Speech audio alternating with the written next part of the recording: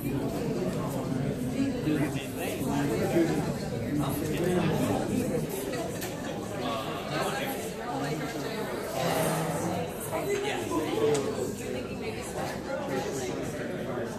music. We'll skip that. Running in with spotlights, things like that now. Right. We don't know. That's very confrontational. So I was going to say I'll share with you guys.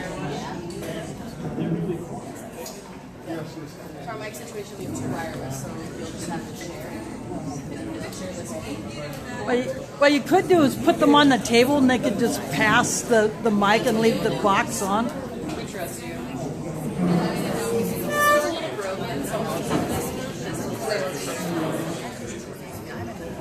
Testing. There you go.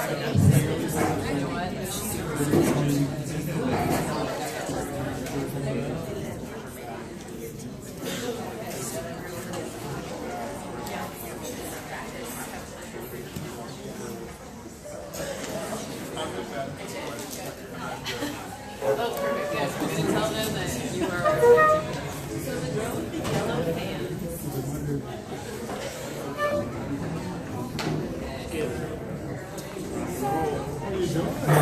Hey, good evening. Welcome, everyone. We'll let people kind of get situated here. I'm going to remind people to silence their phones, just for fun. So we'll go ahead and get started. If anyone still needs to grab some water or at any time needs to get up and grab some or use the restroom, feel free. Thank you so much for coming tonight, and thank you for our hosts here at First Christian Church for letting us take over the room for the evening. Thank you.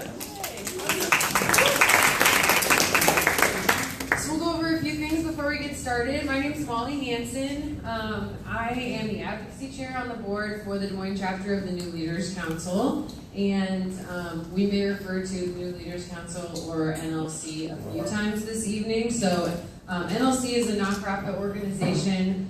We work to recruit, train, and promote young progressive leaders and that want to go into various areas but help support our community. And we are accepting applications for our 2018 Institute. So if anyone's interested in that, there's a lot of people in this room who can tell you more about it. Let them know that you are. So we're, and also you can look at our website online. So Des Moines.newleaderscouncil.org if you need any other information. So we are, if you're supposed to be at a city council forum, you're at the right place. So these are our guests for the evening. We have Josh Mandelbaum and Connie Bozen and Abshir Omar and Skip Moore. And we are going to go over a few of just kind of how tonight's going to go so that you guys have an idea of how it's going to operate. Our candidates have received some rules ahead of time, so for you guys, we just ask that everyone be respectful to each other and everyone up here. And our timekeeper, this is Mandy. She has paddles. So they're going to give you time so that we can keep track, and she'll try and hold them up so that not only people speaking can see them, but you guys have an idea of kind of where we're at on time. And then the rundown for the evening is going to go with opening statements, 2 minutes from each candidate. Round one is going to be 30 minutes. There's 3 questions that we're going to have all the candidates answer, and we sent those out ahead of time. And then round two, we actually have 7 questions total. It's going to be 45 minutes, and not everyone is going to answer every question, but everyone will get the same number of questions. That makes sense. Okay? And then at the end, we're going to do a 15-minute Q&A. So Jamie will be the postcard man. If you're interested in writing a question, make sure you get it to him sometime in between the rounds, and we'll get those up here to be asked. So the topics that are in round 2 were based on a survey that we actually sent out asking people about some of the topics that were most important to them that they wanted us to cover. And so I thought I'd share those with you so that you have an idea of kind of where our topics came from tonight. The top 5 answers in this order were affordable housing, water quality, poverty, income inequality, and racial profiling. So we tried to make sure that we had questions to address those as those came up as topics that were most important to a few hundred people who answered our survey. Okay, before we get started, I want to invite my fellow panelists to introduce themselves. Good evening, my name is Alexis Davis. I am the advisory board chair for the African American Leadership Academy here in Des Moines and a founding member of Pyramid Theater Company.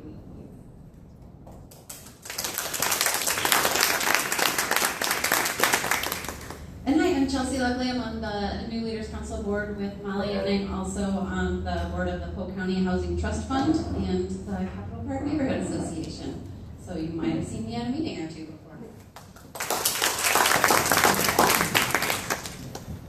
Okay, does anybody have any other questions before we get started? Are we good to go? All right, wonderful. So to get started, we're going to give our candidates each a 2-minute introduction, and Josh, will start with you.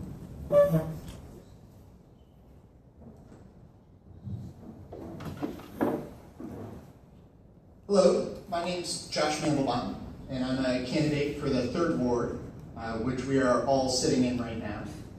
And I want to start by thanking the New Leaders Council and the African American Leadership Academy for hosting this forum.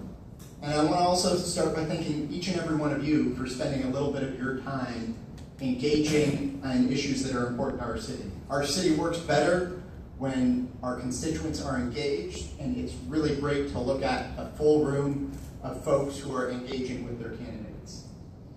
And I view this as the start of a conversation, and I want you to know a little bit about me and where I come from and what I'm talking about, and I hope we have more opportunities than just this to talk.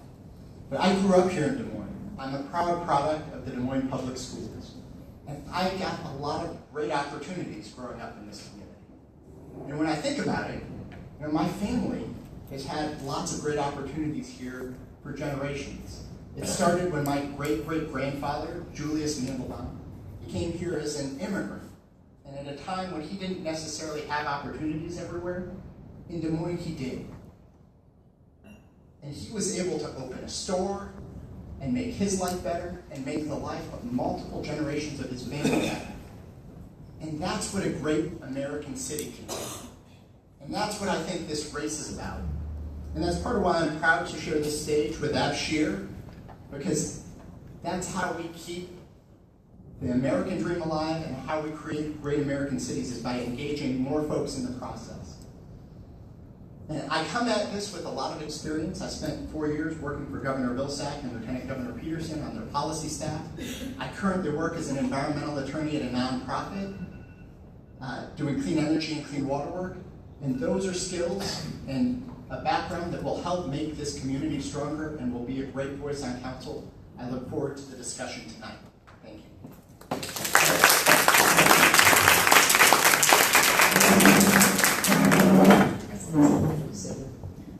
Hi, I too would echo thanking the groups for putting on this forum, and also for all of you that come and spend your evening to be more engaged in the community.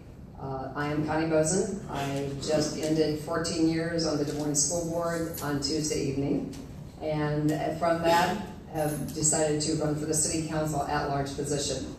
Everything I've done since I've been involved in the community, whether it was going door to door for the sales tax in 1999, to improve the buildings that we currently have in Des Moines and refurbish them, and going into Polk County Housing Trust Fund that I'm on, or doing all the work that through the school board work to improve outcomes for kids. Everything that I've done in volunteering or trying to make things better for the people of this community.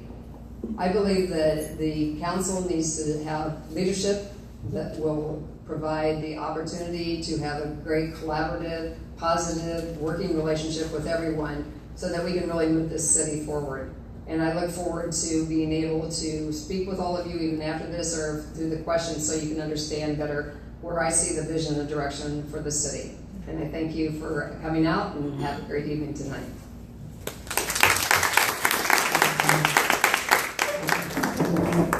Good evening, everyone. Thank you for being here, and thank you to everyone who's on the panel tonight talking about the issues that are important to us and what we need to do as a city to progress, to make sure that Des Moines has a progressive future, that we become a city that takes care of all of its residents. I was born in Mogadishu, Somalia, 8,000 miles away, and my family had fled the country during the Civil War, where my father died, and many thousands of other Somalis.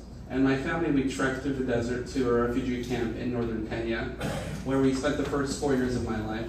And we came to this country in the early 90s, during a time when immigrants were welcomed to this community, to this country, where people were welcomed, they felt safe, that you could flee persecution and come to the United States, that you could get educated, start a business, live a full life, and know that your family's future was bright. And the reason I jumped into this race was this last election. I caucused for Bernie, and after he lost his primary, I signed up to work for Hillary out of her HQ here in Des Moines. And I was fighting for civil rights. Right now we are in a building that hosted Dr. Martin Luther King in 1959, right after the bombings in Birmingham. And what we see in our city is a lack of respect for humanity. We see a police force that is loose with the law. We see civil service employees losing their right to unionize. We see people all across the city, whether they're LGBTQ, Muslim, Jewish, whether they're undocumented, whether they're documented, feeling like this country is no longer theirs. And what I wanted to do was stand up for the residents of our city, to take back our future and make sure that it's progressive, and fight for every single person in this room and in this city. And that's why I'm here, and I'm so excited to hear these questions that we're going to hear tonight and answer them honestly and have a discourse. Josh is running for the same seat as I am. We're both Democrats. This is a marketplace of ideas, making sure that we here find the solutions that are progressive, that are right for the city, and I'm happy to be here. Thank you so much.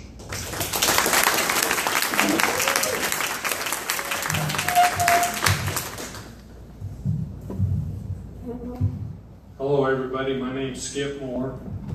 I want to thank each and every one of you for being here tonight. This is one of the larger forums in the last 8 years that I've attended. This is a great turnout tonight, and it shows the interest of our citizens. I also want to thank the NLC and the African American Academy. I would like to point out, this is the second group, NLC, that I know of. I also belong to the National League of Cities and represent the city of Des Moines, and they go by NLC. So, I grew up on the east side of Des Moines, graduated from East High in '72. Shortly after that, went to work for the city. On September 22nd of 1975, I began serving each and every one of you in the forestry division of the city. In the 80s, I became involved in the neighborhood movement. Because of my involvement with that neighborhood movement, I really learned what it is the neighborhoods are looking for in the city and what they expect out of city service. I actually retired in December 31st of '09. I was elected and seated on the council on January 1st of 2010. I'm the first city employee to seek a seat on the council and get elected.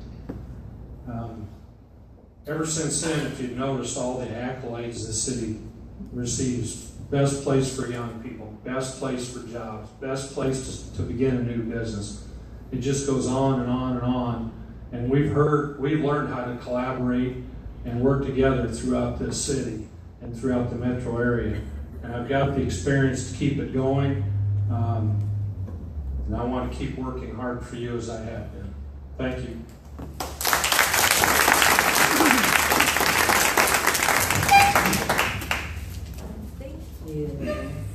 Okay, so round one, just to remind everyone, it's going to be a total of 30 minutes. We have 3 questions, and we're going to hear from each one of our candidates on those questions.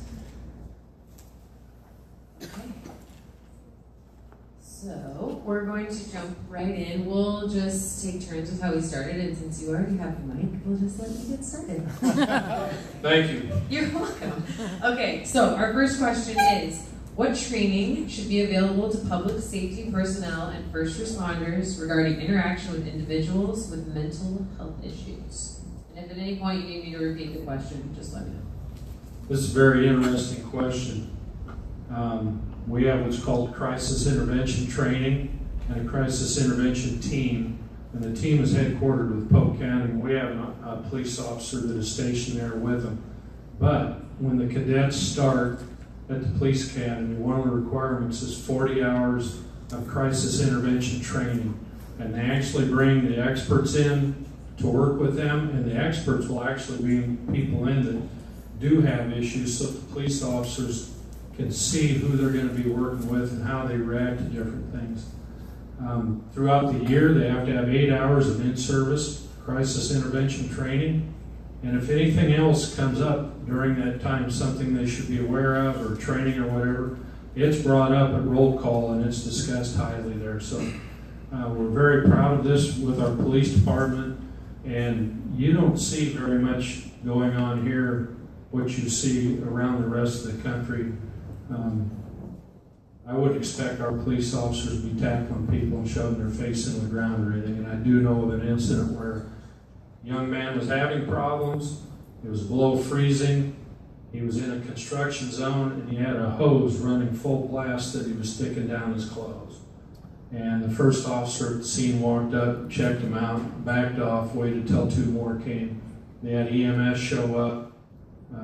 They got him to put the hose down, got him on a gurney, and got him to hospital for observation. And I really think they probably saved his life because of the way they handled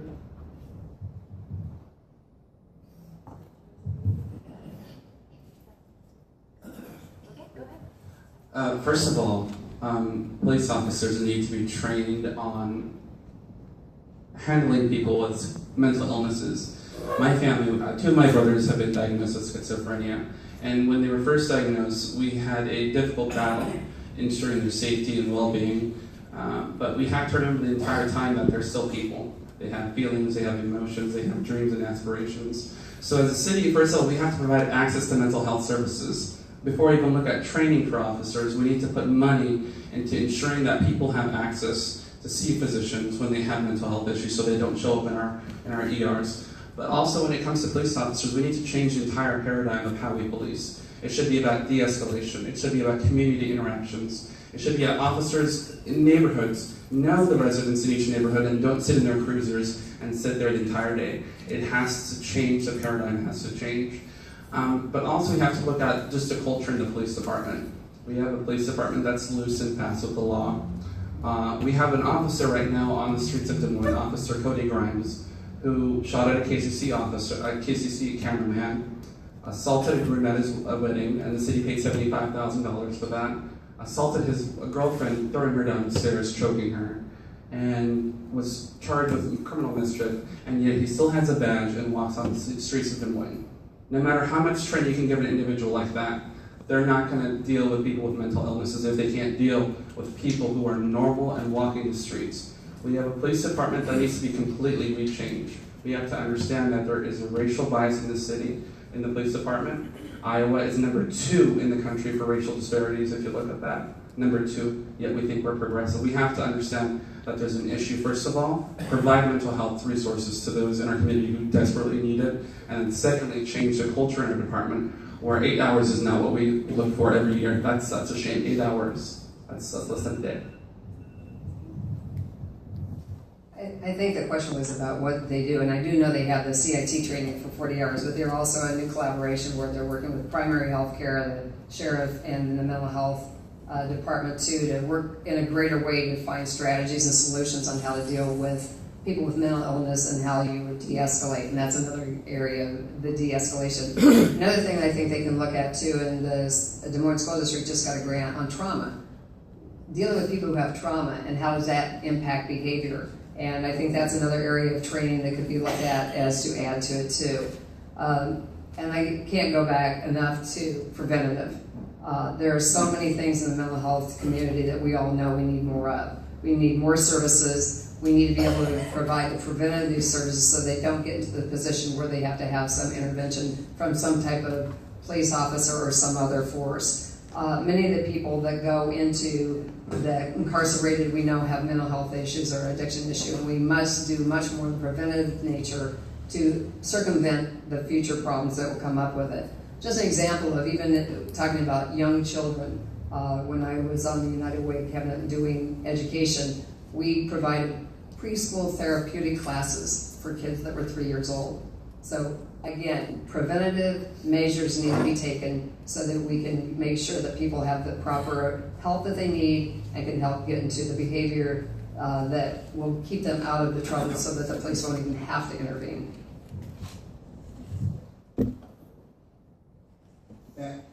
As a society, I think one of the things that we need to think about is how we broadly deal with mental health. And letting these issues, as others have pointed out, letting these issues be police issues is a fundamental problem. You know, there are 2 million people countrywide in jail who have a mental illness. And it's 15% of the men who are in jail and almost 30% of women who are in jail have some sort of mental illness. And that shows as a society we're failing somewhere along the lines. And so first and foremost, the preventative piece is crucial.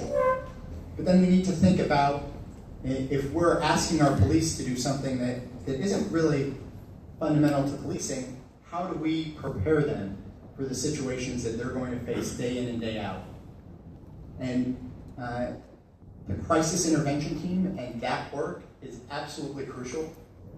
Maintaining that training and working with the Iowa Law Enforcement Academy to include that is fundamental. We should also be having de-escalation training, trauma training. We should be thinking about the full range of experiences that our police need to be aware of and thinking about. And I'll also add one other piece that I think would be helpful. You know, one thing people don't think about, the police as a profession are particularly suicide prone.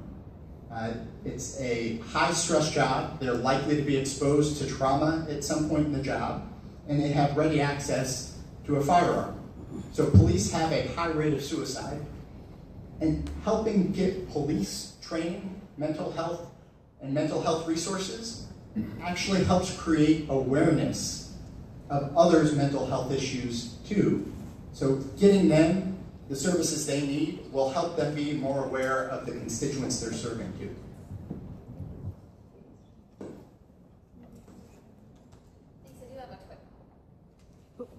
So wait 3 seconds. I do have a quick follow-up. 3 of you mentioned preventive services. Most of those are not, to my knowledge, handled at the city level. So can you very briefly talk about what role you think the city government has in the preventive measures that you talked about? Sure. I think one of the things from a preventive aspect, and when you think about the interactions with other levels of government, I think the city has a very important role to tell in terms of helping define the problem and agenda set and work with partners at the state level, the federal level, to the extent possible to actually address issues. And then there's another piece that the city can do. We're on the front lines, so we can collect data and have a data-driven policy debate. So we can help with that part of the process as well. I would echo pretty much what Josh had said, and I think when we talk about what I talked about when the sheriff and the primary health care and all those people are working together, the police are too, so that's the city. So I think the city just needs to take more account into that and the quality of life, because that's a critical part, and really know what the people they're serving and what the needs of their community are, and that's what the city can get that information and that data, and that would be primarily through the agencies that are already currently in the city of Des Moines. Collaborating with organizations that work on mental health issues, local clinicians, local organizations that focus on these issues, but also looking at the police department. Right now we have about 25 unfilled positions that are funded. We need to look at not hiring more police officers, but hiring community organizers and mediators through the police department to work in these communities, to work with people who have mental health issues on a daily basis, rather than waiting until a 911 call to come out and try to intervene, using resources we already have to help the community. Well, I didn't address that, but I'll try and attempt to answer it. The question was about police enforcement, and I think it's important that they are trained and they are in crisis intervention to people who need the help get into the proper people that are trained in that area, such as the gentleman with the hose down his back.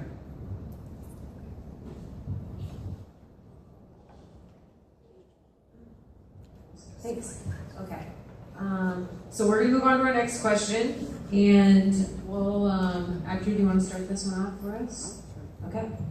We'll take turns. Okay. So this question is as follows: what would be your first action to support Central Iowa Utilities in improving quality of drinking water? One mistake I made on this campaign is not talking about clean water enough. I thought it was something that was a given, seeing that I was a progressive and I cared about the environment. But for me, when we lived in Africa in a refugee camp, our only source of water was contaminated wells. And our community had dysentery, typhoid, and cholera constantly. So I know personally what it feels like to drink dirty water and have your health impacted.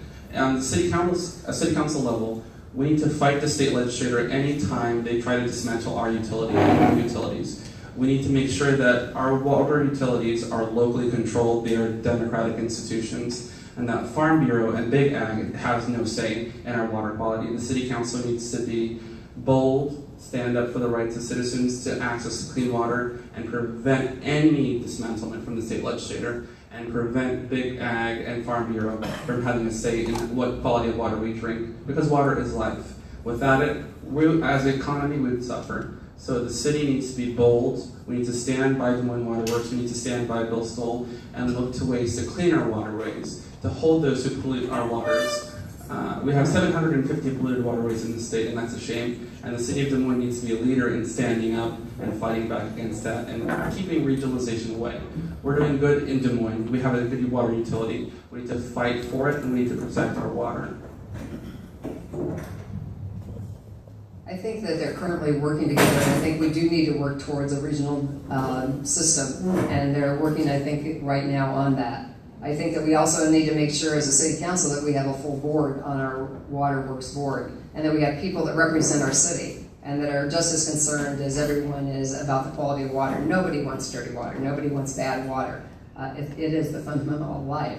But I think we need to make sure that we as a city council do support the work that the waterworks does. I do think that it was definitely an overreach by the legislature. It is not their business to be into the local business, and I think that we need to ensure that we have the adequate resources and that we support the work that's being done, that we provide the services for every citizen that lives in our community. And again, I just think that it was such an overreach that was done by the legislature, and I think that the Waterworks has done an excellent job, and I think we just need to keep focusing on that and make sure we support their board and the work that they are doing in raising the awareness of what we need for better water.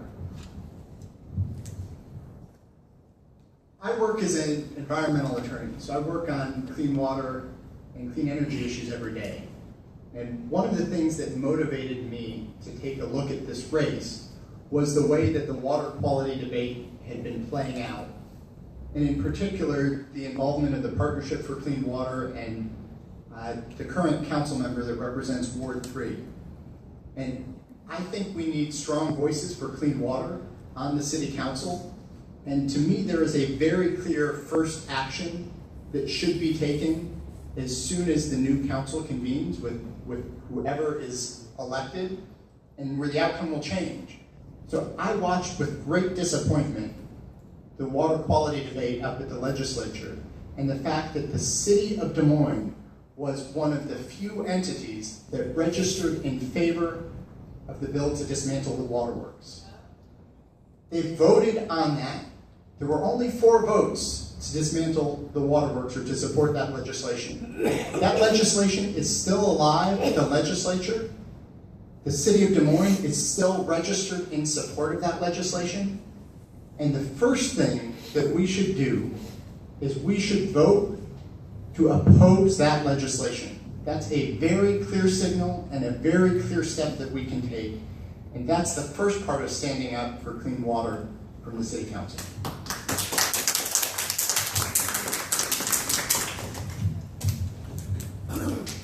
Thank you. I worked for Bill Stowe for 12 years before I decided to run for the council. Bill has endorsed me all 3 years. He's endorsed me again this year.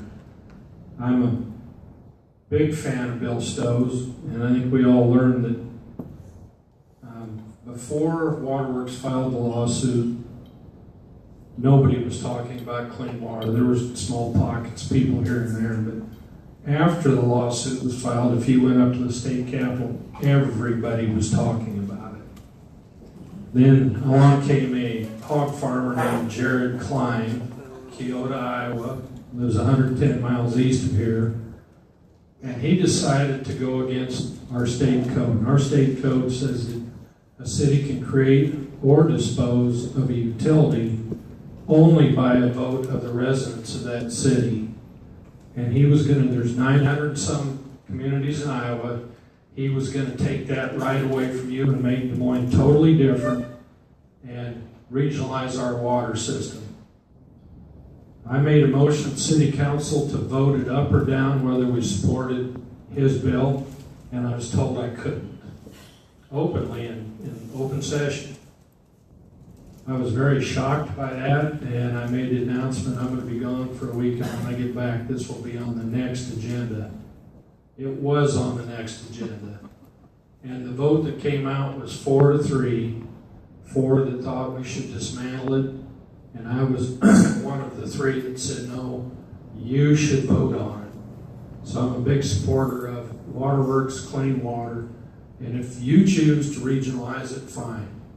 But I didn't think that we should be the ones do it, and definitely not a hog farmer from eastern Iowa.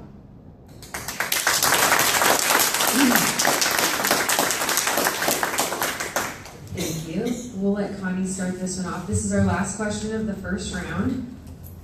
What do you think is the root cause of poverty? If elected, what initial steps would you take to combat it in our city?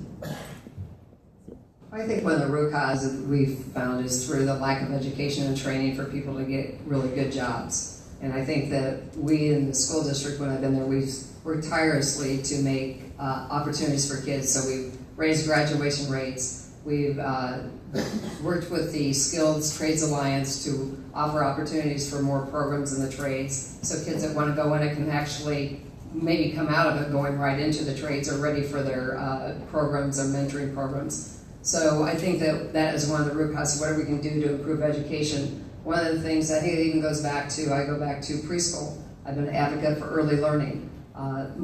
We have half of our students come into the schools like a year behind or 2 years behind. So we need all-day preschool for kids that live in poverty so that then their parents can go back to work too.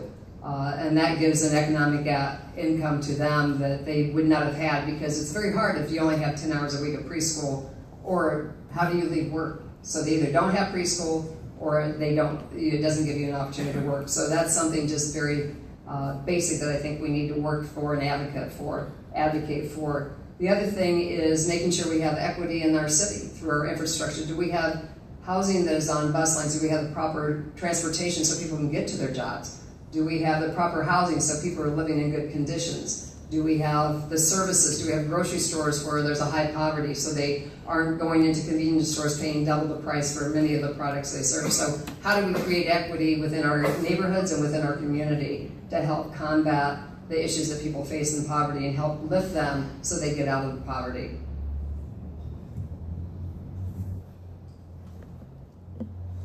I think one of the biggest predictors of whether or not someone will be in poverty is if they were born into poverty. And that's because as a society, we have all sorts of barriers to folks getting out of poverty. From whether or not we're educating and training people well enough, to how our cities and communities are set up. And I think the city has a huge role to play in making a community that works for everyone. And it's across a wide variety of issues. It's how we strengthen neighborhoods and how we create mixed income development so that there is affordable housing in all parts of our community for all, and housing that works for all people. But it's not just enough to have affordable housing options. You have to have that connected to the rest of the city. You have to have that accessibility piece. So you need strong transit and transit that goes to folks who need it.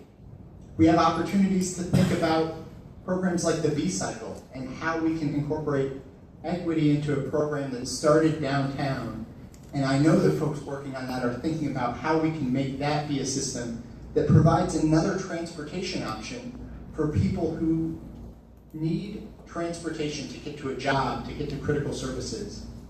And then thinking about how we support early childhood. And there are a number of ways that people don't even think about how the city can play a role. How do we set up our library system to focus on helping early learners and making sure kids hear words that they need? And I've been involved in the Polk County Early Childhood Iowa, a program called Simple Steps that focuses on just that. And we have an opportunity to look at a lot of creative solutions that we can be a part of.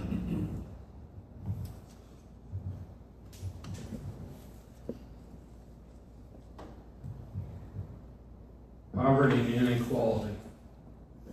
I totally agree with Connie on the fact that education is a problem.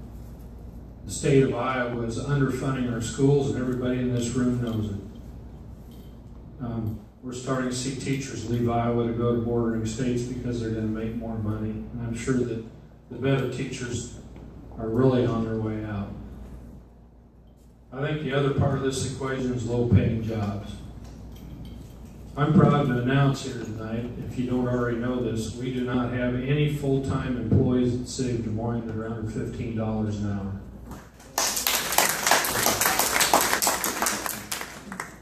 You heard the horror stories this summer of pools being closed, and it was due to a lack of people applying for the jobs. And when the city started asking about it, they're paying $7.50, $8 an hour to people working in the park system. And the young people said, why would I work for that when I can go to McDonald's for $10 an hour? There's the bottom line there. When I'm reelected, this is something I'm going to be working on. I don't understand why non-contractual employees should be paid less an hour than the contractual employees. Another issue that I really have, I worked for the city for 35 years. Everything that we privatized came back to the city. It does not work. It's nothing more than a tool to get around paying people a living wage, and it puts money in the pockets of the business owners. I will make you that pledge now. This is something that I will work on when I am reelected.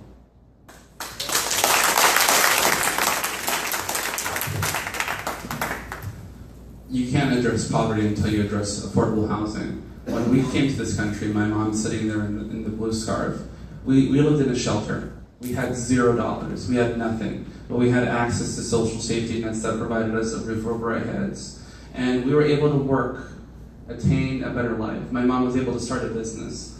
She was able to do that. Right now, I graduated college. I'm 26. I own a home. That's not the millennial story you hear nowadays. People in this country don't want a handout. They want to work for a living. They want to take care of themselves. And you must do that by providing a living wage. We as a city have to stand up and say people who work 40 hours a week should not live in poverty. If you're a business and you feel that's not what you're about, leave our city. Because we have to stand up for morals. We need to stand up for people's rights. Affordable housing has to be here. Right now the city is subsidizing luxury hotels and boutique apartments.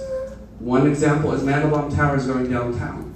We have less than 14 available units for every 100 families who are struggling to find affordable housing. The Guardian newspaper in England said we have worse housing than Brooklyn, New York, Des Moines, Iowa. We have to provide affordable housing to people. We have to stand up with people and provide a living wage. And the city needs to be a leader. Des Moines, the metro, the most diverse city in the state, needs to stand up and say a living wage is important, and we need to fight the legislator on that. We need to stand with labor unions. I was a CWA organizer fighting for the American Airlines contract and American Airlines and American Eagle. We fought long and hard because these people work long hours every single day helping people travel. They are not getting paid. And we organized people from South Dakota to Miami to Seattle, and we won a union and they got a fair wage. People don't want a handout. They want to work for a fair wage, for a fair life, and they need affordable housing, not more luxury apartments and boutique hotels in the city.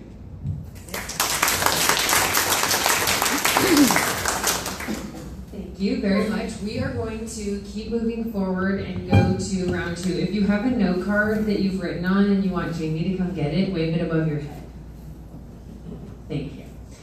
So this round's going to go a little differently. I'm going to explain it because the panel's going to be interacting with me a little bit more. There's going to be more questions, but they're only going to have we're only going to have 2 candidates answer each question. So we'll make sure that we, make eye contact and use your name so that you know that the question is for you. And then there will be potentially some follow-up from myself or someone on the panel. But we're going to try and keep things moving quickly, and it'll be same situation with 2 minutes for each answer. So I'm going to let you start things off. Okay, this question is for Josh and for Connie.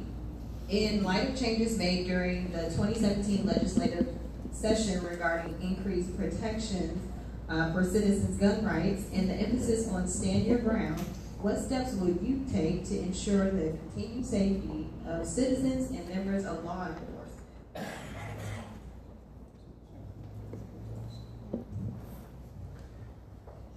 So I think one of the things that we need to recognize, it's becoming increasingly difficult to do the job of a police officer. And I think stand your ground is an example that makes it harder to effectively police. There are people who, it's not just stand your ground, it's the ready access of guns, and folks who think that they have a right to use that gun in ways that are pretty discretionary. One of the first things that we can do is to make sure that we have more officers on the street. We have an authorized force of 372 police officers, but we hover around 330 to 340 officers out on the street. And in situations where people are taking things into their own hand or firing guns, it makes it significantly more difficult for those officers. And having additional officers and backup so that people can be out policing in neighborhoods, so that people can be working collaboratively and know what type of situations they are entering is, I think, fundamental and crucial.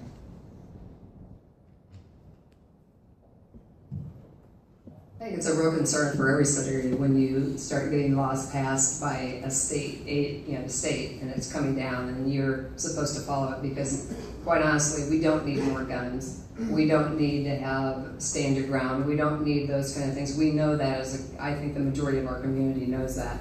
So it's a matter of how do we police and keep everyone safe, not only other citizens, but also the police, and trying to have policies that help maybe shift some of the things that they're saying, and how do we get around some of those things that I just think that we have to really look at and really push too and lobby that some of these things need to be changed. I mean, they're just not good for the citizens of the communities that we will be serving. I know that I was campaigning and someone said, well, they're going to take my guns away. And I said, well, have they taken them away yet? And I said, does anybody need an AK-47? I mean, do you need those kind of guns? I mean, it just makes no sense at all. And I think we as a city need to stand up and say, these are not the laws that our citizens want, and we need to be more progressive and active and really expressing our concerns to make sure that both our citizens are safe and our policemen that are going out on everyday routine calls don't get injured or killed in line of duty with what's been going on, because people think it's okay now. They've kind of like opened the door and made it guns more important than what I think human life is. Oh, there's only, you get another question. So this round, right, it's actually not 2 people every question. We're actually doing a couple of them for 3. Okay. The next question is for 3 of you. Connie, you're 1, I'm Kieran, Skip. So this is about housing, and you already touched on housing, all of you. But we do have a lot of residential development happening right now. I want to hear your thoughts on how the city should affirm our commitment to affordable housing. And we've already talked about the fact that it's important, but I'd love to hear more about your policy on it, such as, do you support requiring developments that are receiving aid or subsidy to have affordable designated units. What are the steps that you want to take? Well, I think there's first of all, in affordable housing, we definitely need more.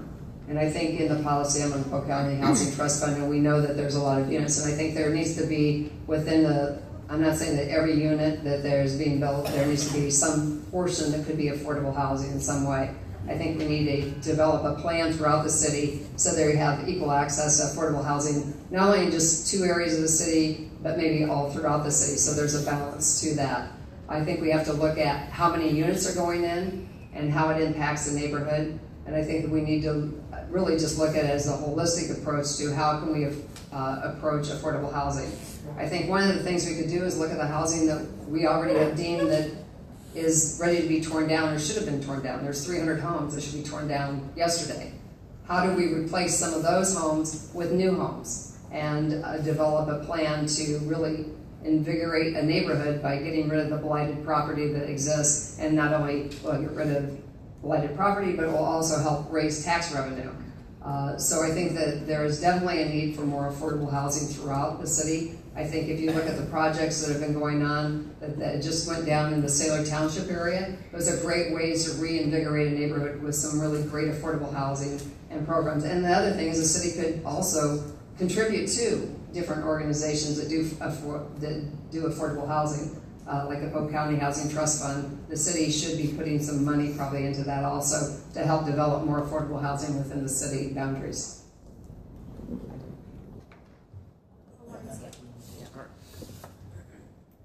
Providing affordable housing for people is important, but we have to look at what's already here. We have a program for the poorest in our community, the Federal Housing Certificates, or Section 8.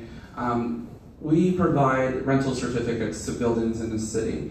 And as part of that certificate process, we should say that people who are poor and are on Section 8 should have the right to live anywhere in our city, and saying if you are an apartment building and your business is to rent homes and apartments, you should make them available to everyone, that you are required to let people live in these communities. We cannot segregate people into the shanty towns, into the blighted areas, like River Hills, Deer Ridge, and the Oak Ridge community. People should have the right to live anywhere in the city. And that's one step without even building anything, by requiring apartments to accept Section 8 vouchers, because poor people are still human. Of course, secondly, looking at our priorities with TIF financing, tax increment financing, we are giving developers like Hubble, Mandelbaum, and Nelson Development millions of dollars. I want to point out that's a different Mandelbaum. I know. But it's Mandelbaum Properties. It doesn't have another name, sorry, but it's Josh's cousin, but it's not him. So we have to look at providing TIF financing to build affordable housing and projects in our city that actually help communities and not just line the pockets of rich developers. We have to use these funds, because when you give tax increment financing to these corporations, they're not paying a single dime into our schools, into our police, into broadlawns, into community services for 10, 15 years when they're getting these tax abatements. We need to take our purchasing power as a city and our policy making and ask for affordable housing. We don't need any more luxury hotels or boutique apartments costing $1,800 for one bedroom. We need to fight for affordable housing by using our city's purse string and our taxing policy to encourage affordable development.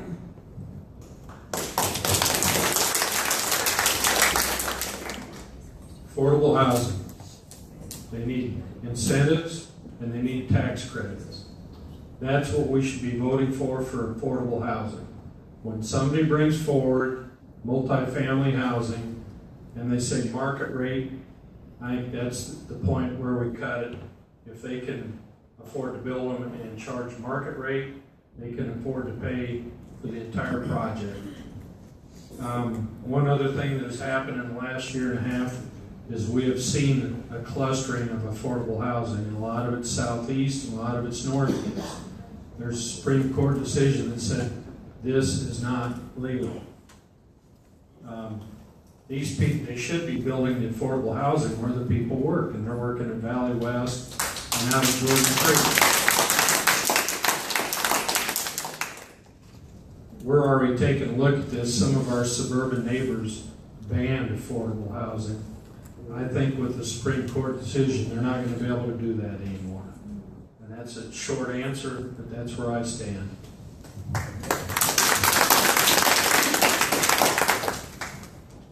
You pretty much just answered my follow-up question. Thank you. But just to agree with you all, I just wanted to point out, especially coming from being a student right across the street at Drake University and graduating with my master's, and looking at my follow-up question was, how do you define affordable in Des Moines? You know, right here, New Dairy Loft is what, $2,000 or $1,000 for a studio apartment to live right off campus. And that's ridiculous. And it's one of those things where, you know, my question was just how did you all define it? But you all are finding that what we have right now is a little outrageous. So thank you.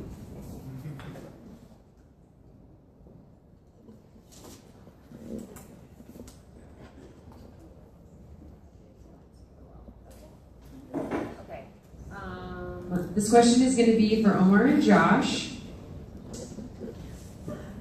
So Des Moines decision makers are disproportionately whiter and older than the rest of Des Moines. What would you do to facilitate more equitable engagement? That's a doozy. It's a very difficult question, but first of all, that is true. The city council is 100% white, and right now there are only 2 women on council, and after Hensley retires this year, we'll only have 1, maybe 2. And you know, that's important, making sure that we have people of color, more women on the council, that we have people who are trans, that we have people who are LGBTQ, that we understand that the Des Moines is in Iowa, and Iowa is a very white state. The black population is less than 3% in the state, and minorities are a very, very small population. But if you look at Polk County in Des Moines, it is an uber diverse place. You have, in this room here, you have people from Africa, from Asia, from America.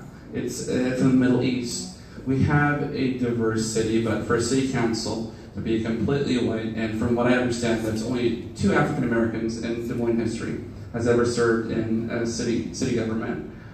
That should change. We need to invite people to join our local boards, to be active. We need to recruit candidates in our local parties to run for office, and we need to encourage women to stand up and be counted and to lead the city. And I'm happy Connie's here. We need diversity in our city because it's a strength. It's something we should capitalize. Diverse opinions, diverse backgrounds only make us stronger. And we need to capitalize up and encourage people who may not be white and male to run for office. That's what we should do.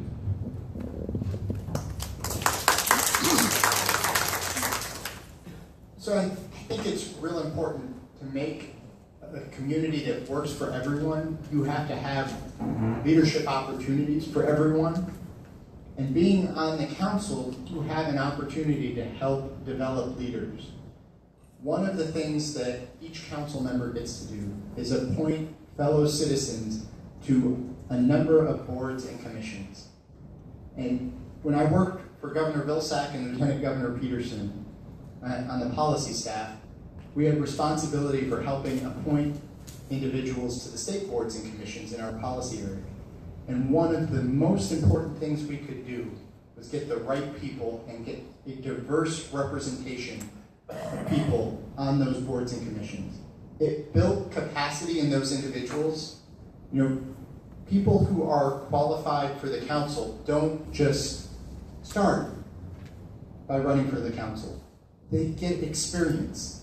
And engaging with the broader community and working to develop leaders by identifying them and getting them experience on boards and commissions is a way that a council member can help build that capacity. And as your council member, I pledge to work with the broader community, with organizations like the New Leaders Council and the African American Academy, to work to help build capacity and identify future leaders. And I pledge to appoint people to my board and commission spots that represent the true diversity of our community.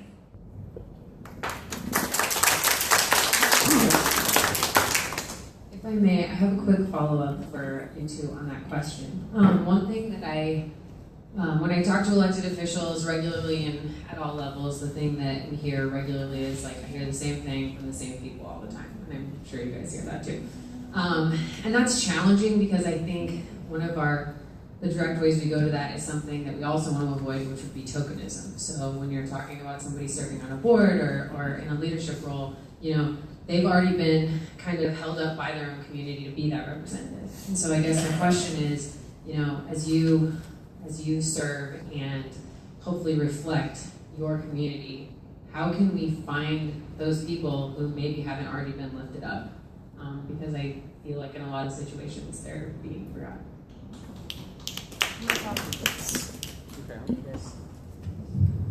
Tokenization is a very important issue. My friend, I'm going to call her out here, Nadia Ali. She's a Sudanese refugee and a hijabi Muslim. She gets invited to every single thing. Can you represent the women? Can you represent Muslims? Can you represent black women?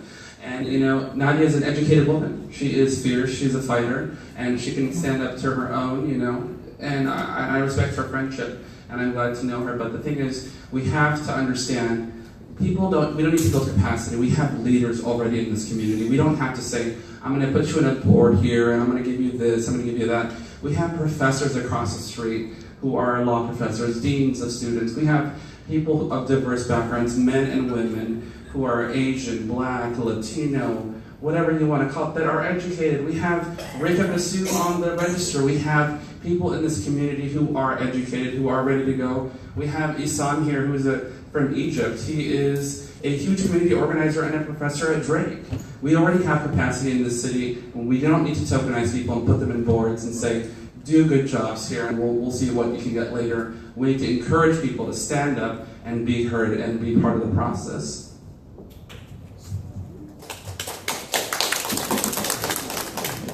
So I think we do need to continue and constantly work to build new leaders and more leaders.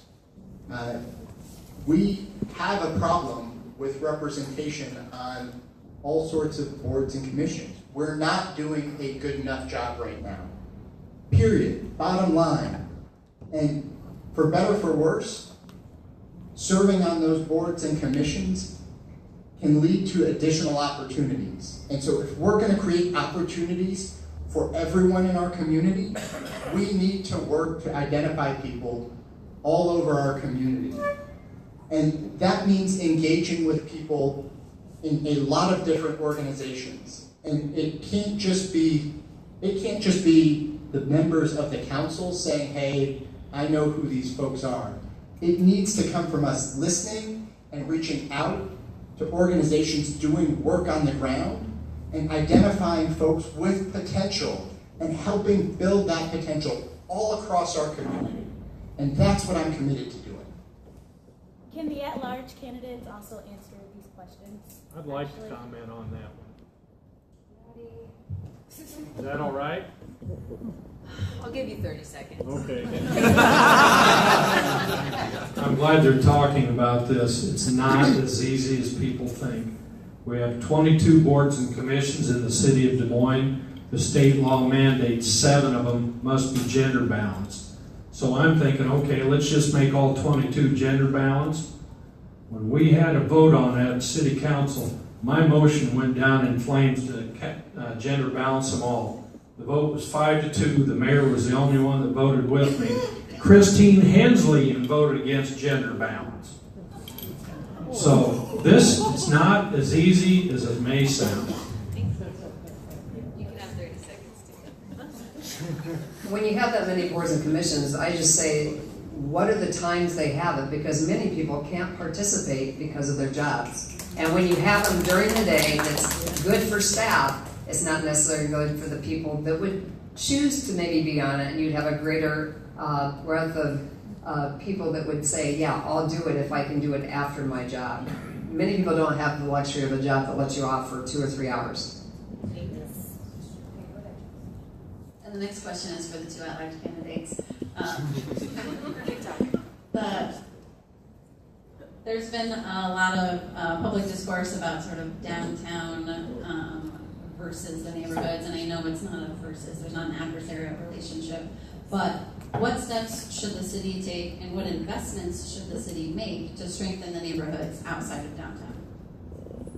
I think that, what has gone on downtown, everybody's very proud of. I mean, everybody enjoys the amenities of what are downtown, but that's one reason I'm running is to move out to the neighborhoods. I think the Viva East Bank that you're a part of is a prime example of what you can do when you bring agencies together to really go after a neighborhood or a group of neighborhoods and come up with solutions to help the housing issue, the crime issues, making it an area that people want to live in and not say, oh, that's not where we want to be. I think that, and that's throughout the whole city of Des Moines. I think there's great opportunities to have rebirths in every one of our neighborhoods, but the city's going to have to invest. And I go back to the blighted houses. You can't have houses that are uninhabitable, sitting on your block, and think it's going to help your neighborhood. And I think they need to really invest in that and get these houses down, get developers or some type of new housing going in so it brings up the neighborhoods where they're at. But I think that there's opportunity, but it does take investment, it does take a plan, and I think that we do now have a great downtown, so I say let's move it out and go down the corridors. They've talked a lot about it, but let's really do the work and not just talk about it. Very interesting. Downtown was built on your backs. It's that plain and simple. It's a huge TIF district downtown. I will say this, we are held up as one of the communities that uses TIF correctly. But the problem is when are you going to get a return on your investment? And I talk about this all the time with staff and with the city council. As long as there is debt incurred in that TIF district downtown, you're not going to see a return on the investment. Now we do have a TIF district on the east side of Des Moines. It's called the Accent TIF District. It's been there for over 20 years. It's generating almost $3 million a year in TIF. And the only money we've used out of that was about $30,000 a year and it's just a hotel at East Grand and East 30th. It's time that we concentrate on the neighborhoods. And I just spoke with the city manager recently. What I hear, we've got 50 neighborhoods, recognized neighborhoods in this city, and as I attend those, they were all excited over the new city manager. He was making promises, but they're being disenchanted with him. He asked what's going on. I said, they don't see any action. We're not seeing it. We're seeing it downtown, but it's time that it moves out to the neighborhoods. There's ways of doing it.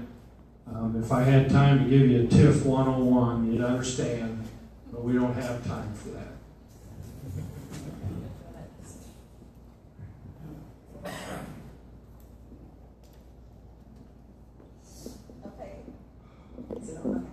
This next question is about entrepreneurs and local businesses. So, as we know, Des Moines is a petri dish for entrepreneurs and startups.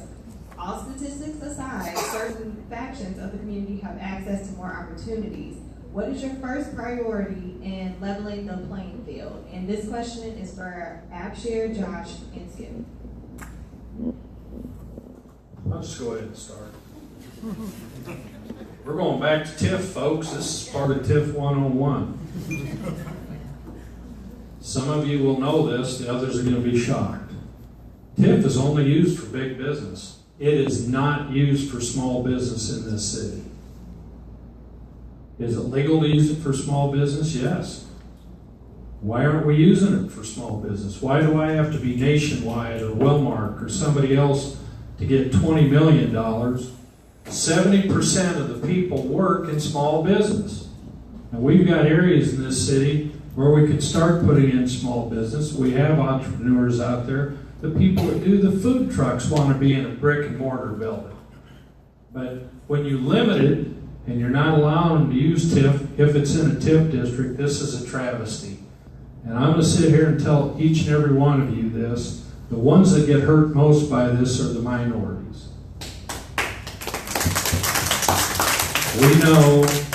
We know that those of us that are lighter skinned, we got a little bit more wherewithal. We can get into a bank, or we got a relative or somebody that can help us get a business started. It's the minorities that need the help. And I think it's just plain disgusting that we're not using TIF for our entrepreneurs and our small businesses. When I'm reelected, this is something I've already started working on. I remind the city manager of it all the time. I will tell you, I've got colleagues on the council that do not like to hear this. Well, first of all, I want to say thank you, Skip. Privilege is important to understand. It's the history of this nation and the opportunities people have due to their backgrounds. But it's true. Big business rules. And what we have to understand is the most thriving companies are small businesses. They are businesses owned by minorities. They're businesses owned by women. Small businesses take care of their employees. They're not these gigantic behemoths that consider people as full-time equivalents, but as actual human beings, and that actually pay decent wages. So City Council does need to look at supporting minority business in this community. They need to look at financing small businesses and using TIF for those reasons, and also finding other tools to finance small businesses in our cities and startups. But making sure that we look at the issues of supporting, women in business, supporting minorities, and having financing structures to support those communities to grow and thrive in the city is how we're going to support those communities, not providing TIF financing to the mega developers in our city.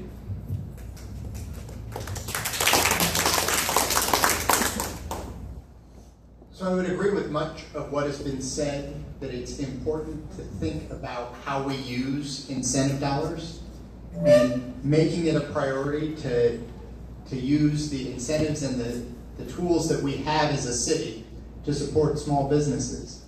But I think there's also another piece. We need to create the type of places that small businesses thrive, and I think we have a real opportunity to do that. And that's with the corridors throughout the community.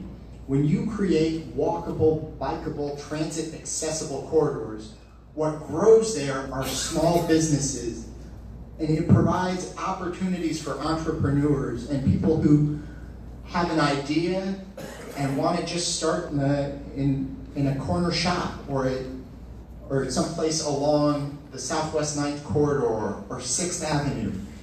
And that's what we can do as a council too. It's beyond just the incentives. It's creating the type of place where creative individuals of all backgrounds can have an idea and can pursue that idea and have the type of environment where that idea can grow and be successful. So we need to invest in the corridors. We need to create a more walkable, bikeable community. We need to create places where people of all socioeconomic backgrounds can live and work, and where they don't have to spend 3 hours commuting to a place where they can open their business, where they can actually walk there or bike there or get there with a 15 or 20-minute bus ride. And if we create those type of corridors and that type of community, that's one of the things that will help lead to more small businesses and more vibrancy.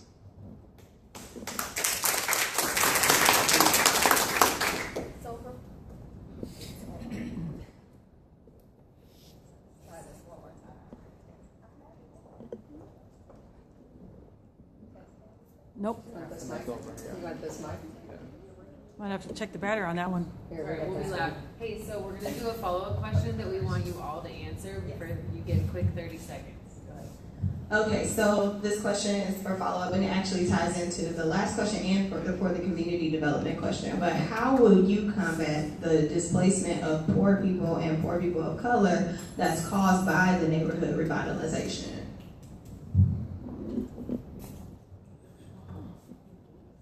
I think we need to use a suite of practices. So one of the things, and I know Josh Collier was here at some point, we talked about it's really critical to work with developers before they go in and start a project so that you minimize displacement and you create affordable options as part of development, so that we have mixed development, so that we have inclusive housing. That needs to be a key piece of whatever we do. We need to think about how we maintain those pieces. I would agree with Josh on this. When I know there's an area that's coming up, and what are we going to do for the people that could possibly displace, and how do we get the balance within each of these projects where there needs to be some affordability, and that we make sure that they have the same accessibility. If someone's going to change something, that we have someplace that they can have the same accessibility they do now, and living in the same neighborhood so they aren't disrupted for their kids, for themselves, for their workplace. And how do we get a balance behind and make sure that we offer the opportunities and not have people just displaced and have to move like 2 miles out of their way. So I think within any project in the city needs to take a role in what are the policies and guidelines for development of an area. My philosophy on development and displacement is that no one should be kicked out of their home so someone else can make a profit. It should not be a secondary fact that we look at. If you're a developer and you want to build in this community, you better have a plan to take care of the people in that community. We're not going to let you just come in, bulldoze, destroy homes, and have people fighting for the non-existent affordable housing we have in the city. So if you want to develop, it should be a fundamental part of the review process, is how we're going to take care of those people. And if you can't, then you better find a way. I personally witnessed this in Pittsburgh last fall. Big, beautiful red brick neighborhood where a lot of the houses, the roofs were caving in and they were in disrepair, but young people were moving in and rehabbing the houses. What really bothered me was the older, poor people that were still there, and they were opposed to all this. And I said, why are they opposed? Well, the property taxes will raise and get so high that they can't afford to pay the property taxes anymore. These are people who have been living there 30 or 40 years. I think we need to figure out how to freeze property taxes for existing homeowners when we go in to do revitalization.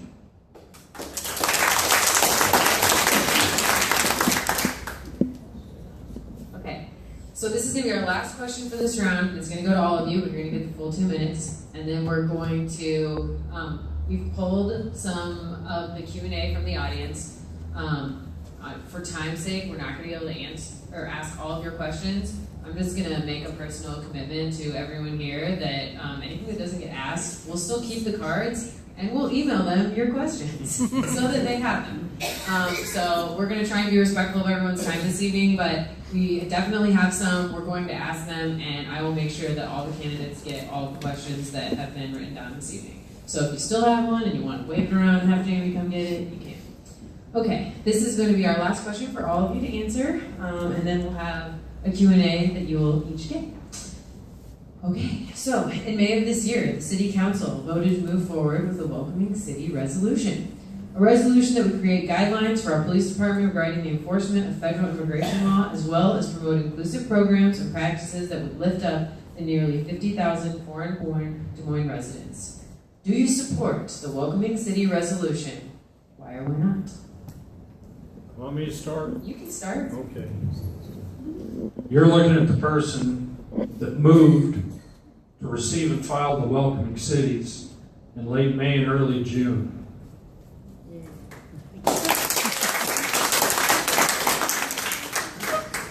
But my motion was to take it back to staff, the city manager, and the city attorney, and I did say bring it back quickly. After about 6 weeks and hearing people really complain, where is it at, I started digging into it, and it had been hijacked by another council member who decided to take it to the MAC. That was not part of my motion. So I have been working on this now for the last month, and Tuesday morning we adjourned a committee of the Latino leaders in this city. There was only one group that wasn't there being represented. There were 23 people in the room. At the end of that meeting, they all agreed that we need to do Welcoming City.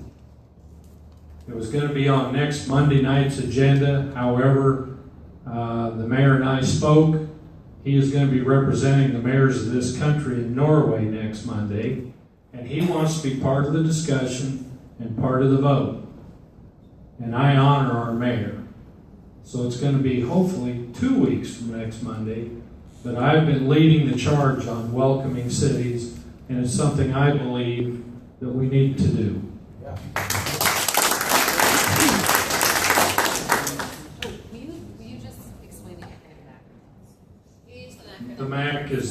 metro area council, and it's made up of all the communities around central Iowa. And what they actually did is one of our council members took it to the MAC. Well, then when I started inquiring, they said, oh, it's going to be a little longer because they want it back.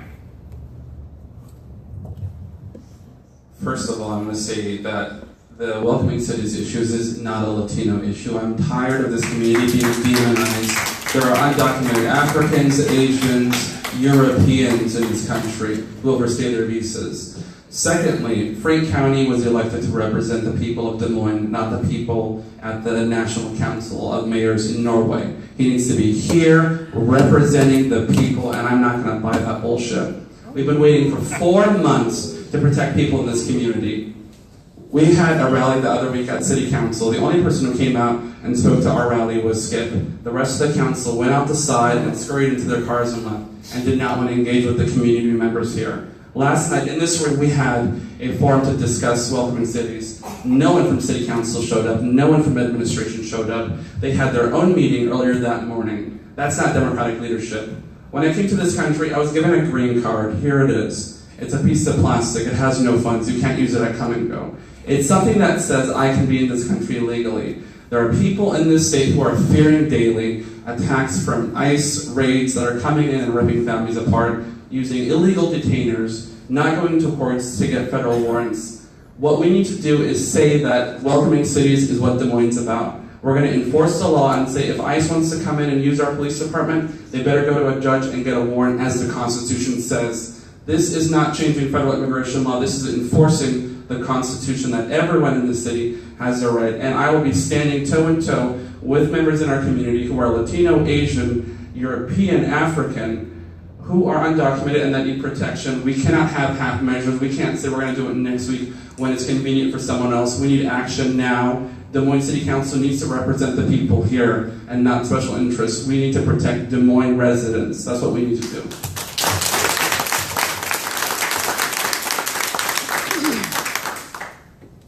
I echo your statement of why does it take so long? The Des Moines School Board passed 7-0 in February, a welcoming city. Welcoming school district, welcoming city. We also passed a resolution to support the DACA students. We did that in February. We want to make sure our kids were knowing where we stood as a school district and how we felt that they belonged here. And I don't know why it's taking so long, but I think that I showed what I support by my vote in February. What was that, 5 months ago or 7 months ago? I think part of what makes a community great and what makes an American city great is that we are welcoming for everyone. And I think particularly right now, we need to be clear about that. And we need to, as a council, as a community, make sure that everyone knows where we stand. Our community will be stronger. Our community will be safer if we let the folks in this community know that we are not going to use our police resources on federal immigration law, that we are clear that we are going to be collaborative and that people have nothing to fear if they speak out, if they join the rest of us, if they communicate with law enforcement. It's a barrier if there are people in our community who don't feel safe and don't feel comfortable communicating with law enforcement. It makes it harder on a whole host of issues. And that is absolutely wrong. So I support moving forward with the welcoming community, and I'm glad to hear that everyone else at this table does too.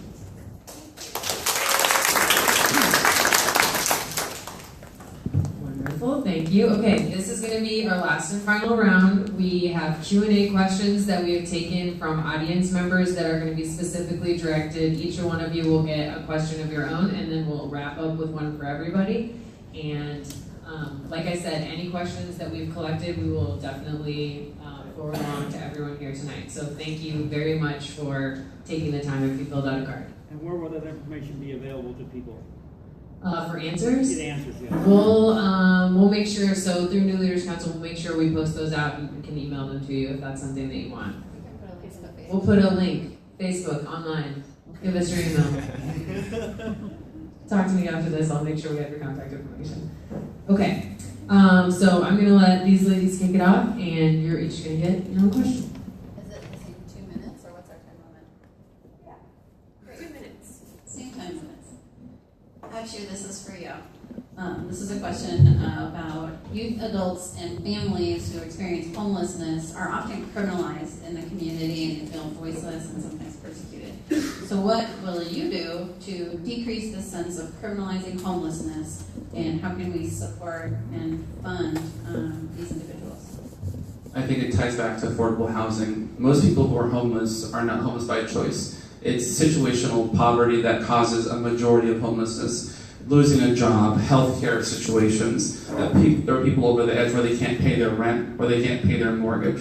So first of all, addressing affordable housing. But secondly, changing the tone in our community to say that people who are homeless are still people. They are humans with feelings, and respecting them and making sure the city council and the police department treat them with respect. We see people being classified as other, that when someone homeless walks into a restaurant, we kind of shudder a little bit. When we see someone walk into our neighborhood who looks a little disheveled, we think of them differently. First of all, we need to change our own biases toward people who are homeless and recognize that they are still people, that they need help. We need to be funding local services that help homeless youth and homeless families find affordable housing, find transitional housing, and also find work. Find ways to get to transportation to get to work. Also looking at how we can help them in our schools so that they succeed, because poverty is not something that just falls from the sky. It's situations that throw families over, whether they lost a job, their mother was diagnosed with cancer and they can't pay for medical bills anymore. A lot of poverty is situational, and addressing those issues is where we can get at the root.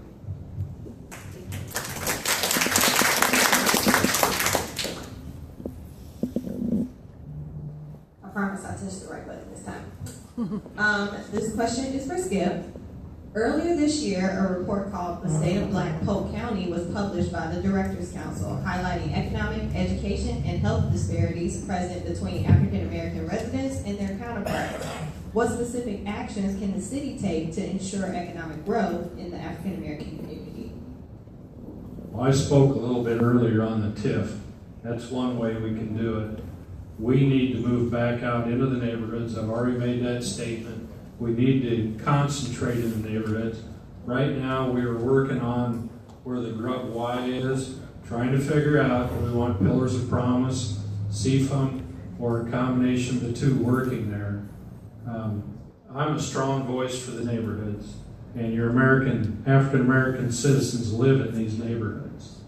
I was just at the Martin Luther King Park Neighborhood Association today, and I'm proud to say I used to live in that neighborhood. I was the chair of the neighborhood association, and I am the person that named that neighborhood. To me, if we don't take care of the people that need the help the most, we're all going to pay, and we're going to pay in the long run.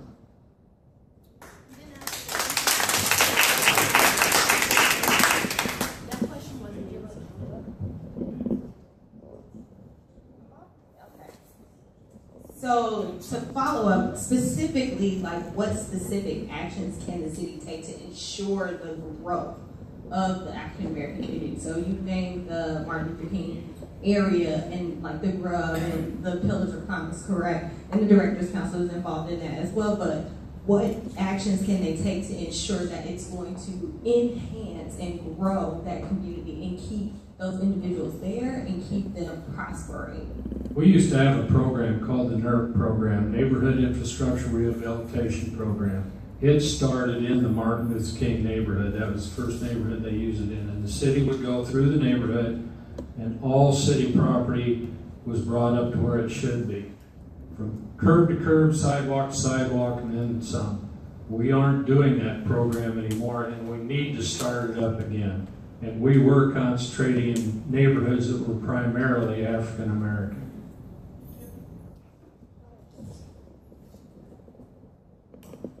Okay, this question is for Josh.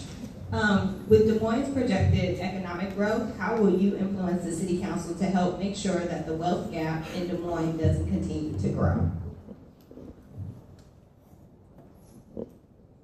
So one of the things I think we need to do as a council is focus on serving our children better and creating as much opportunity as possible for the next generation. And there are a lot of things that we can do to think about how we use city resources to help create opportunity. I'll give one example. I alluded to it earlier.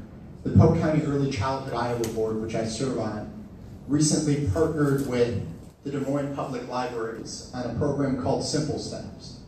So there's a 30 million word gap between the kids who start preschool, who heard the most words, and the kids who heard the fewest words. And that word gap influences everything that comes after. It influences their ability to learn. It influences their prospects later in life if they've not gotten as much out of their education. And through the library, we created a program called Simple Steps that focuses on how you close that word gap. And it's a parent education program. The library is really well positioned. It's throughout our community. It should be thinking about how they partner with more parts of the community, how they reach out, so we're reaching more parents and more potential library users. And that's the type of program and the type of creative thinking that invests in people and creates opportunity over the long run.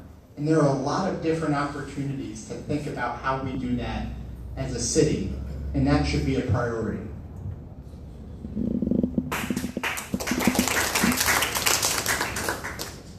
Right, and I believe this is our final audience submitted, or our penultimate audience submitted question. And Connie, this one's for you. It's about public transit. So what can be done to improve public transportation, asterisk, including holidays, and how can we help support folks who can't necessarily afford the cost that it usually is? Well, the first, as far as affording the costs, is we need to probably do more subsidizing. I know that DART has worked with the school districts that the kids can ride free all day long, every day. So that is a great benefit to our students. Also, our employees, I believe we have, where they get a discount rate or can ride too. So from a DART standpoint, as a kind of a catch-22, we need more people riding and using the services to create more services. We need more routes. I was in Switzerland, my daughter lives there, and there's a bus coming every 15 minutes down every street. It's a tremendous system. Everybody's biking, everybody's walking, everybody's using the mass transit instead of their cars. So how do we shift the paradigm in Des Moines? I was a bus user when I first started working downtown at Yonkers, and it was so easy, but I lived off of East 14. But if you live 4, 5, 6 blocks away, so again, I think we have to look at how do we increase the lines so it's easier for people to use and get people in the mindset of using a bus. I don't know how many from people in this audience have ever ridden a bus in Des Moines?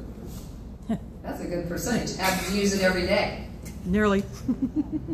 So that's the deal. We need it to be people using it every day. The more we have, I think, then we can add more services. But it's critical to, I think, a community like a Des Moines, and we're small enough that I think we can create that system and make it more impactful for all of our citizens to use.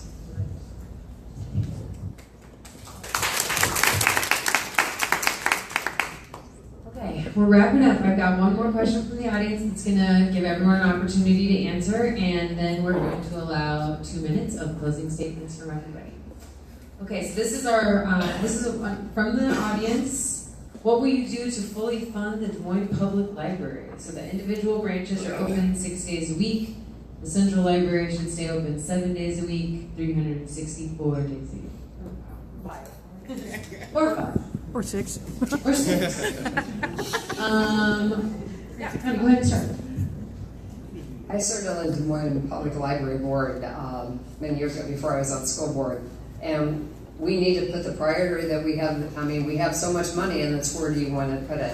And we need the citizens to react and say, these are the hours we want, and we want to increase it. But again, it becomes a dollar issue where how are we going to distribute the funds with what we have? And if that's a priority of this community, then we need to address that and redistribute it, how funds are being spent. Because the library is critical to many of our families, and it really is a critical service that helps it for all the young people too.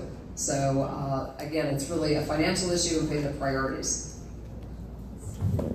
having libraries is important. I grew up in Seattle, and we had the largest public library system in the country. That was amazing. When I came to this country, I didn't speak English. I was in ESL till the 7th grade, and I remember being in the library, checking out books, talking with librarians, getting help with essays. It's important. Libraries are just not for little kids, not for communities to hang out in. They are fundamental institutions that interplay with our education system here, with our schools. So making sure we have our libraries open 7 days a week. Making sure that everyone has access to them, that they can go in there and work on a resume, apply for a job, check out a book where kids can expand their minds, where business leaders can come in and check out a book on how to start a business, how to grant write, whatever it is. Libraries are important fundamental institutions in our community that allow people to develop mentally, and also it builds culture in that neighborhood. So I would support having our libraries open 7 days a week and making it a priority for City Council to look at our funding model to see how we can make that happen. It's all about setting priorities and then funding things that way.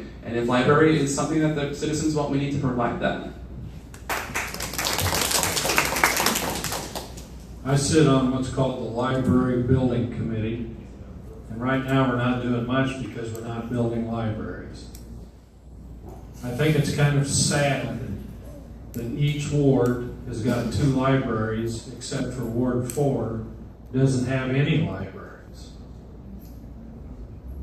Somehow, Des Moines is known for being benevolent to the libraries. They come here from around the country to figure out how they're doing it. And it's from people giving money to libraries, not the city of Des Moines.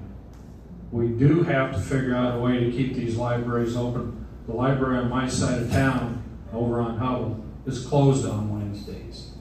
Each library is closed 1 day a week. And we have to figure a way to fully fund these libraries. We have to have them open on the weekends and on Sundays. They are very highly used while they're open.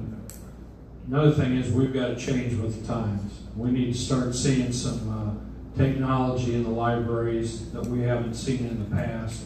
I know the downtown library's got a bank of computers down there, and if you're down there at all, it's amazing how much they're being used.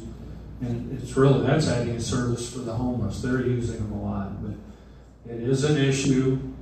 The council is aware of it, but the whole problem is, here's our budget, folks. 500 plus pages. And we follow the direction of the residents in the city. We do a survey every year, every other year, and they prioritize. But if we start moving money to the libraries, we're going to have to cut somewhere else. It is not an easy job to do this with a $400 million budget. Thank you.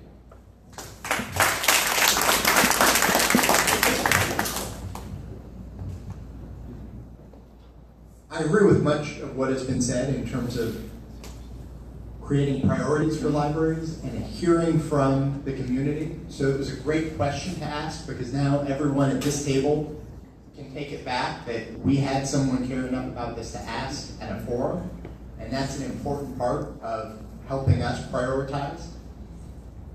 I want to go back to what I was talking about with the Simple Steps program and thinking about how we use libraries to help meet additional needs in our community.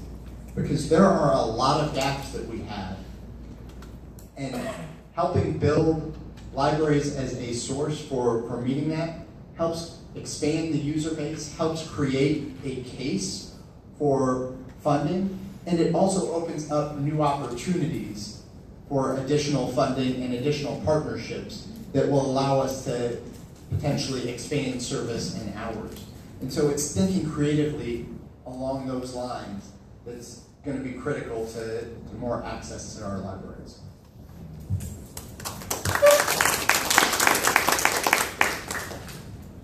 Okay, we made it to the end. Good work, everyone. Proud of all of you. So I want to just thank everyone again for joining us tonight. Your local interest and participation, and civic engagement. Like I said, this is a great size gathering for a city council forum, and I really appreciate you guys taking time out of your night to come do this, and I appreciate our hosts letting us take over the church, so thank you a lot for that as well too. I I am going to remind everyone that the city council election is on Tuesday, November 7th. So mark your calendars so you can vote for these people.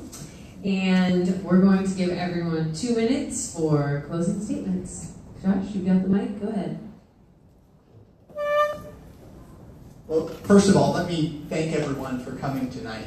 This was a great opportunity to have a conversation and engage with folks throughout our community. And I think it's critical that we continue to have this conversation. So I've worked at all levels of government in the nonprofit sector. I spent a year working in the Federal Department of Transportation doing a policy fellowship. I worked for Governor Vilsack and Lieutenant Governor Peterson. I currently work at a nonprofit. And I firmly believe that no level of government and no organization can work effectively without listening to the folks that you are trying to represent. And that's part of what tonight was about.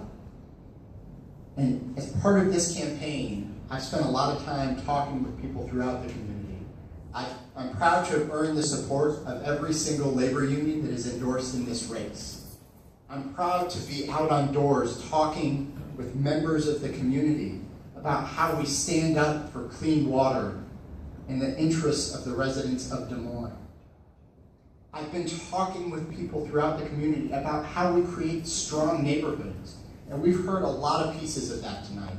It's everything from taking care of basics, like roads and infrastructure, to thinking about how we partner with our schools and plan and coordinate better between council and school board, and think about how we use assets like parks and libraries to complement what goes on in neighborhoods and schools. It's thinking about how we create a community that works for everyone and create a more accessible, walkable, bikeable, transit accessible community, and one that has a diverse range of housing options that allow people to live and work in this community. We need to create that Des Moines, and I will work with each and every one of you to create that type of Des Moines. Thank you.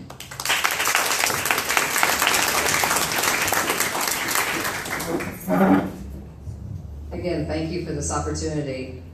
Everything that I've ever done, I've been in Des Moines since I was 11, and I am always been looking at how we can work to improve things. I joined the Des Moines School Board, as I said, in 2003, and before that worked on the sales tax to help improve buildings, every one of our school buildings. Walked door to door, saw what was going on in the neighborhoods back in 1999, and saw the need for then better housing. Fast forward to now in 2017, some of the same issues I saw in 1999 are still going out in our neighborhoods. So that's one of the prime reasons I joined this race, to say, how do we make all neighborhoods, all areas of this city affordable, workable, walkable, transit-wise, and make every school in our district as a pillar of what we want for urban education. And everything I've done volunteering, whether it be on the Des Moines Library Board, on the Des Moines Park and Rec right now, whether it would be the Polk County Housing Trust, was to help improve outcomes for the people that I've served. And that's all been done as a volunteer. I know that Des Moines has many great things going on, and I only wanted to see it continue, again, for all areas and for all citizens that are in this community. We have, like I said, a lot of work to do, and I have always worked in a very collaborative way. If there's something that needs to be done, I'll get it done, and if I can't get it done, I'll at least let you know. I think that it's critical for a city council to be respectful of the people that they serve and be open and honest with them on what they can do and what they can't do, and I have pledged that I will continue the work that I've done in the past to help continue making this community the best that it can be. Thank you.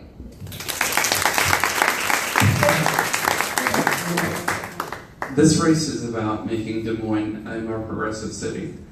This year we've seen, and in the last few years, hate, vitriol, and division in our country like it's never been before. Communities are hurting. People are wanting a living wage, but the state legislature keeps denying them that. People want affordable housing. People want the right to live in this community without fear, without any hindrance. People want to raise their children and make sure that they have an opportunity to get a world-class education in our community, just like I did. They want to be sure that their children can go to college without gaining debt that saddles them for the rest of their life. We have to think about this race not as simple policy issues of bike lanes or tax increment financing or zoning. This is about social justice. This is about creating a city in which we value human life, in which we make it easier for small businesses to thrive, where people of color are welcome and they don't fear interactions with the police, or people who are trans can walk our streets without fearing assault. We need to make Des Moines a welcoming, inclusive place where immigrants, documented and undocumented, can live without fear of not coming home and seeing their families gone. We need to make Des Moines a progressive city. We need progressive leadership. I have been a union organizer with the CWA, fighting for workers' rights, making sure they're not taken advantage of. I serve as the president of CARE Iowa, the Council on American Islamic Relations, fighting against bigotry, xenophobia, and Islamophobia in this state. And I stand with communities day in, day out. And the way I want to serve this city is working with communities, not bloodshedding from above, making sure I'm open and available to anyone who wants to talk to me. I may be running for the third ward, but I want to be available to every single Des Moines resident, because this city is not about wards or zones. It's about people coming together, working together, building a more inclusive society, and making Des Moines a real progressive city, making it walkable, making sure we have light transit, making sure our public schools are working for our students. And my goal is to make Des Moines progressive, and I hope I can get your support on that.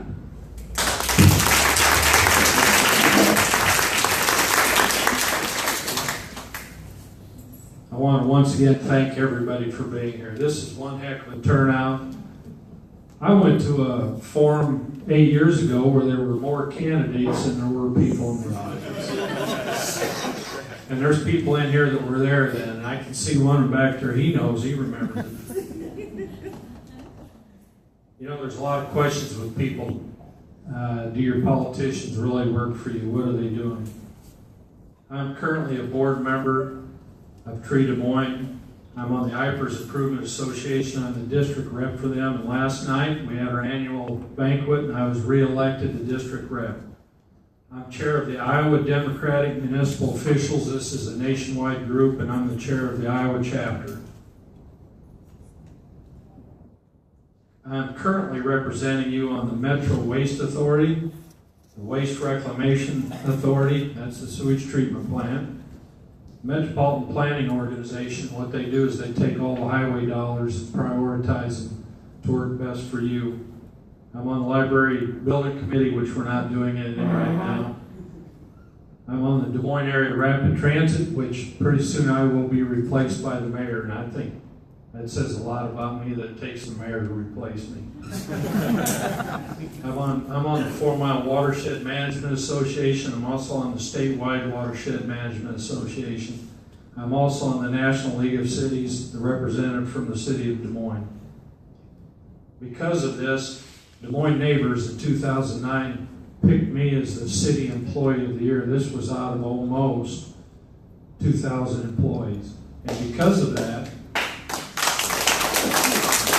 I'm being endorsed by Sheriff Bill McCarthy, Senator Tony Bisignano, Representative Akelo Abdul-Samad, retired Senator Dick Dearden.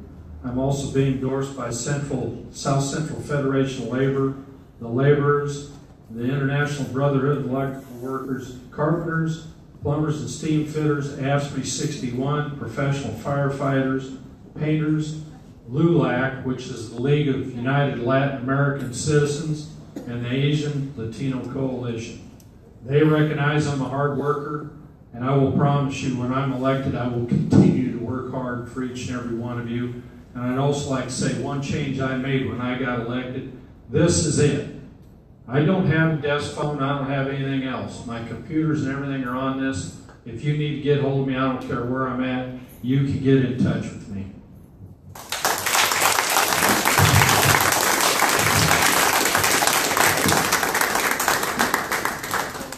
That concludes this evening's forum. I want to thank everyone for participating. Mandy, thank you for your excellent timekeeping.